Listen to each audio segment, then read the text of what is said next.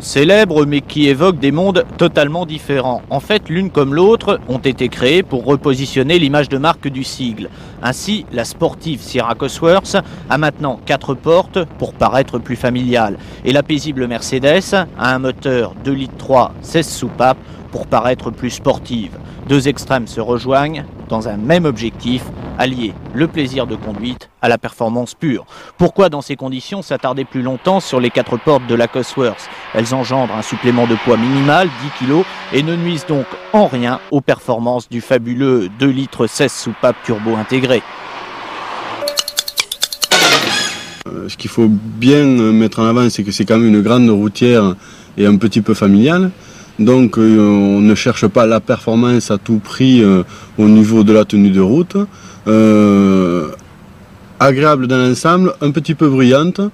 Ce qui est curieux, c'est qu'il n'y a pas de limitation de régime ni de zone rouge. Donc vous pouvez accélérer jusqu'au-delà de 7000 tours, le moteur monte toujours. Alors, je ne pense pas qu'il faille faire ça tout le temps, il faut faire attention. Mais moteur très brillant. Boîte à vitesse qui peut plaire ou déplaire. À moi, elle me plaît assez, c'est-à-dire qu'elle est assez ferme et très précise en tout cas. Les petits défauts, rayons de braquage assez faibles. Autrement, disons que par rapport au prix, c'est quand même un véhicule assez surprenant. Chez Mercedes, le modèle existant depuis déjà plusieurs années, il ne s'agissait pas pour Olivier d'une prise de contact, mais plus de retrouvailles avec un enthousiasme qui est toujours le même. Très agréable à utiliser, un silence extraordinaire, un plaisir de conduite et surtout une énorme sécurité.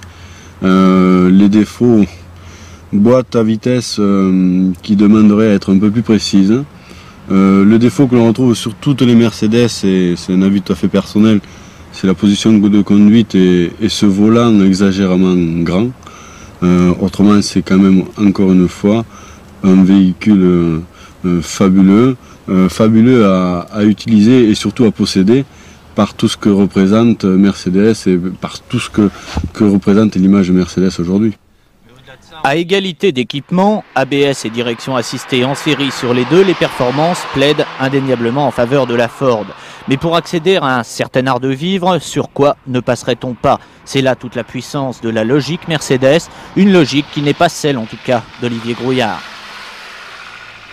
Difficile de déterminer, de faire un choix pour l'une ou pour l'autre.